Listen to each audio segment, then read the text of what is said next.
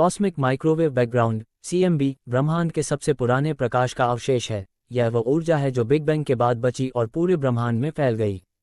1965 में अर्नो पेंजियस और Robert Wilson ने इसे पहली बार खोजा था। CMB हमें ब्रह्मांड की शुरुआत के बारे में महत्वपूर्ण जानकारी देता है। इसके जरिए वैज्ञानिक ब्रह्मांड के शुरुआती तापमान, घनत्व और संरचना का पता लगा सकते हैं। ये रेडिएशन अभी भी पूरे ब्रह्मांड में मौजूद है और इसका अध्ययन ब्रह्मांड के विकास को समझने में मदद करता है। CMB के अध्ययन से हम जान सकते हैं कि ब्रह्मांड कैसे विस्तारित हुआ और इसका भविष्य क्या हो सकता है।